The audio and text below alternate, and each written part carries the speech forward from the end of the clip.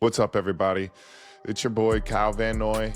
Yeah, I'm somber, straight off the plane, straight after an L. Quick thoughts: disappointed, heartbroken for how that went down. I'm always like, after games like that, it just, there's no words to make fans happy as well as players happy. Even if we won that game, I'm still unhappy with the amount of points that we gave up, especially in the fourth quarter. We gave up 22 points. I think we did a pretty good job of holding Josh Allen down in the passing game. And then I believe he had about 250 yards in the fourth quarter. Unacceptable. And you can't just pinpoint one thing. It's a group effort. And hopefully we learned a lesson quickly. Hopefully we learned the lesson like we did after Cincy, where we were able to get back at it and then, kind of rewrite our story on defense from that point on. Hopefully we can do it really, really fast, because it's just disgusting, honestly. And there's no words for me to really say, oh, it's just more of, we need to get to work. Plain and simple, we need to get to work. And I'm excited for the challenge again. My performance, I'd say, was average. Had a couple plays here and there. Had a couple plays where, was able to do my job. Didn't make any splash plays. Had a hold that was key that we ended up getting backed up, and then Josh Allen scrambled. And yeah, it was just kind of they just stayed in it, and we didn't finish. And I know there's been kind of this graphic out there that shows all the Ravens, and we unfortunately put another one on there, and I'm sorry, I don't really know how to say anything except we need to, I want to play better. I want to make more plays. I want to make that game-changing play to close out a game. That's something you dream about and haven't got it done. But the beauty of football right now, early in the season, is that was the first game of the season. We have 16 more chances to right the ship, to get it where we need to go. That's exciting. That's encouraging. I know everybody's feelings are hurt, as well as mine are, but we're going to do the 24-hour rule. So whenever this comes out, 24 hours, you get to complain. You get to say I'm slow if you want. You can tell me I stink. You can tell whatever, come at me about football. That's all fair, fine. But after 24 hours, let's focus on Cleveland. My mind's already on Cleveland. I got to watch the film already. And, I just want to focus on my 111th job and just continue to make the plays that I've been making over my career. It's not fun when you're playing on a Sunday night football game like that on the road in a tough environment, and you just make a couple plays that aren't, game-defying plays. I feel like we missed a couple of those throughout the game. I just think about Caham forcing a fumble and it bounces off an O-lineman's foot and kicks out of bounds. I mean, wow. And then one that I didn't see till I watched film was the 4th and 2 when we were up 40-25 with about 3:52 left in the game. I didn't know that ball got tipped, because I was chasing down Josh and ended up getting a QB hit on him. I guess Knox, I don't even think it was intended for Knox. I think it was intended for Shakir, who's behind him. And then Knox ends up tipping it up, and Coleman comes down with it on a 4th and 2. I mean, that stinks for us. Just after that, then you had the turnover. And, something I want to say about Derrick Henry that I was so impressed with, just how accountable he was. Like, I admire people like that, how he played his ass off all night. And then to be able to take accountability when he didn't, he had a mistake, but more so we shouldn't allow a team to score 41 points. So I think, as a defensive player, that's on us. It's a team sport, yes, but the offense did enough. They scored 40 points. Like, what more do you need? And we lost the shootout. And we've been on the flip side of that. We were in Cincy a year ago and won a game like that. So the good in this was offense played pretty dang good. I mean, played winning football.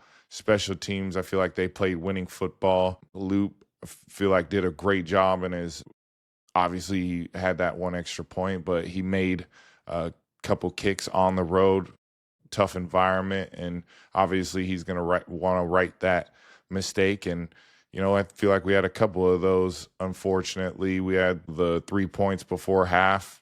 We also had where we could have pinned him down on the 3-yard line and knocked the ball back and end up going into the end zone. We also had that backed up scenario after the hold, keep him back there.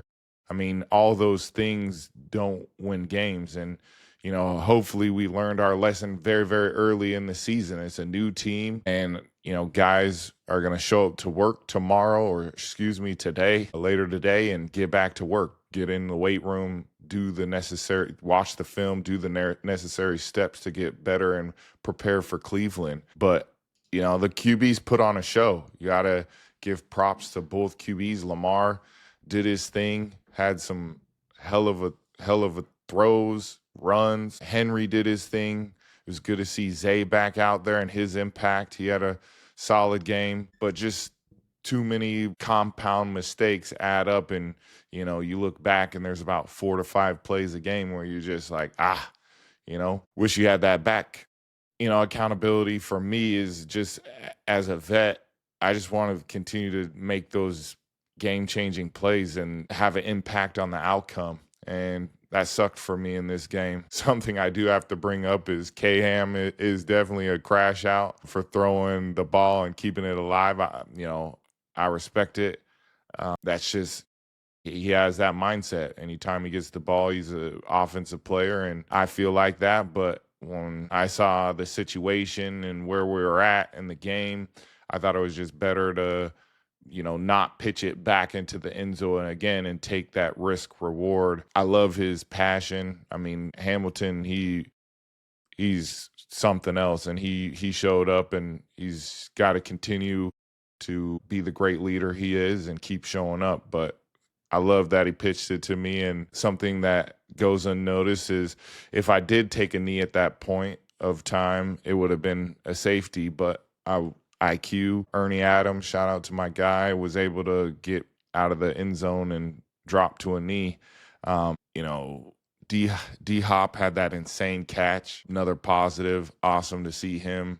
He's a Hall of Famer, have a catch like that. And just disappointed. I won't go into the fans stuff, but just think we need to be a little bit more respectful there. That was crazy. I'm not going to touch that. I'm trying to think of a couple other things. Lamar's, leadership, just continue to find ways. I mean, that scramble he had on 3rd and 10 to move the sticks, that was impressive. Just so many good from the offense. Derrick Henry's runs, touchdowns, both of them, impressive. I mean, that dude's a superstar. He's been doing it a long time. I know he was upset about that fumble, but he played a hell of a game himself. Yeah, locker room, frustrated after that one. I'm still frustrated as I'm talking to you guys. And I don't want to hit the panic button. I know we're talented, but it is week 1. So that's a positive that we get week 2. And that's where my focus is going to go to the rest of this TV show that I have. I don't want to call it a podcast. Let's not call this a podcast. Let's just call it a TV show from now on, please. And I bet you a lot of people didn't think I was going to do this. I'm accountable. Like I've said multiple times in this conversation, I know it's a one-way, but you guys can leave comments, like and subscribe if you want to, but I would love your comments. I want to know if you guys how you guys feel, and, what your honest opinions, because I have some too. And yeah, disappointing loss. Yeah, we'll leave it at that after everything. Disappointing loss, but hey, we got week 2. And we'll be ready for the Browns. They played good on Sunday, not good enough to win. They had a couple crazy bounces as well. Receivers hit him in the hands and it just popped straight up into defenders' hands. That's rough. That defense over there still stymie as all get out. The offense, Flacco finds ways to get the ball down the field. Sampson, the running back, he was showing some life. That rookie tight end, 44, seemed like he was showing up. So they got some players, and I'm excited to be in front of the fans. MTNT Bank, shout out to you guys, and I'm excited to play in front of you guys and have that loud, awesome energy, awesome environment. Yeah.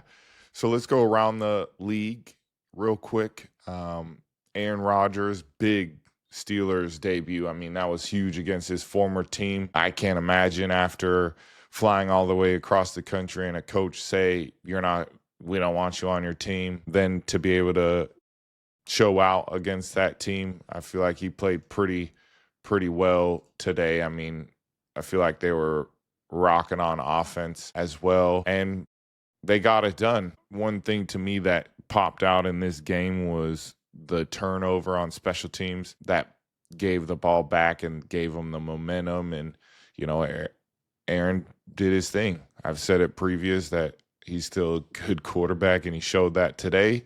But someone who else impressed me in this game was Justin Fields. I feel like Justin Fields played phenomenal all game long. I was really, really impressed with how he played in the pocket when he decided to run. And then his runs, when he has the ball, he's just as dynamic as anybody with the football. Very, very impressed by him. I mean, Aaron threw 4 TDs today. That's crazy. Still doing it at a high level. And yeah, they ended up getting a win. The next surprise to me was, probably the Colts Dolphins game, just how lopsided it was. I didn't even think, I thought it was going to be a very close game. Daniel Jones versus Tua, both defenses. Lou Anarumo, new DC down in the Colts. And yeah, it was just a game that just slipped away real quick with turnovers. Another guy that stood out to me around the NFL, Micah Parsons, how quick he got into the game and got some pressures and got confidence. And when you get pressures early, it gives you confidence. Yeah. And, one last thing to go back to our game is I think it was Josh's fastest time he got the ball out. I mean, he got the ball out quickly. I'm not going to talk about the Jalen Carter spitting on Dak. That's not what I want to do with my time here.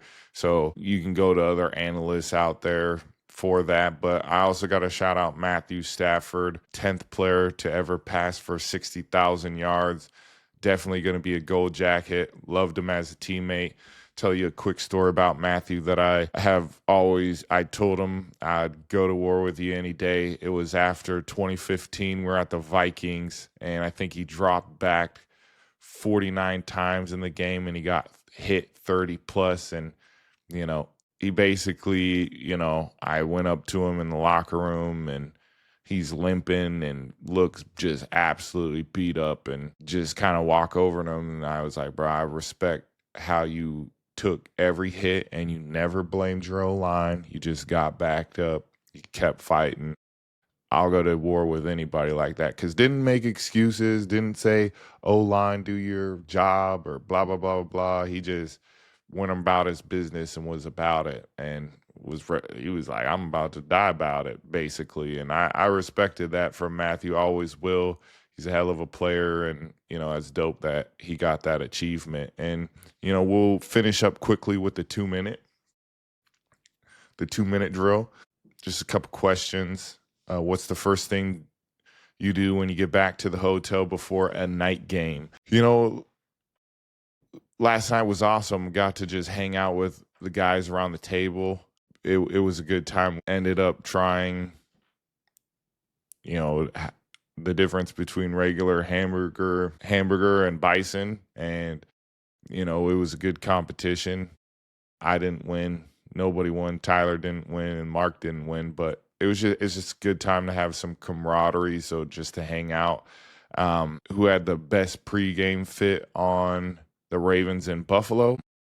I like D Hops. D Hops was solid. I like T Robs because he's just looking ready to go. Yeah, I'll go with D Hop. I liked his swag. First game of the season. Is there more nerves or excitement for you at this stage? I would say excitement, just because do all the training in the off season, do the training camp to get to that point. It's more excitement. If you could only pack one thing for a road trip besides your pads, what are you bringing?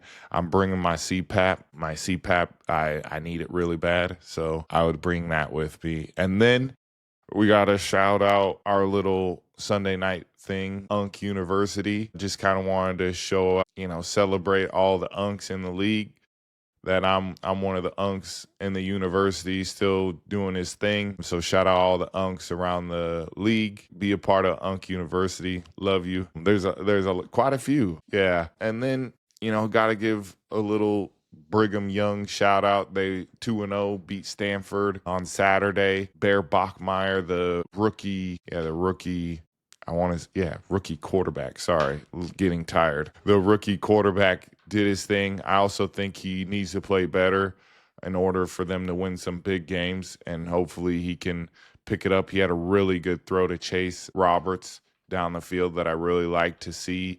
I feel like sometimes we get too cute in the red area, screens, all that. Sometimes just run it, Got a good back in LJ showing up, and yeah, I still like him, though. The defense playing good. Jack Kelly, Glasgow played really good. Love seeing those boys fly around. I'm excited to see what they do next week. I'm tuned in. But, let's wrap it up. Thank you for your time, effort, and energy. Thanks for everybody showing up. Please leave comments, like, subscribe, all that good stuff. I'm going to be here every week, win or lose. I'm going to try to be as real as possible. Again, sucks that we lost, but the positive is we got week 2 coming, and we're going to be ready. Just like we were ready for this game, and we just didn't finish the way we wanted to. We were ready, though. Just got to finish and find ways to get better, find ways to get turnovers, and make some game-changing plays. Not the start we wanted, but it's a long season, and next week we got the Browns. Let's go. Appreciate y'all.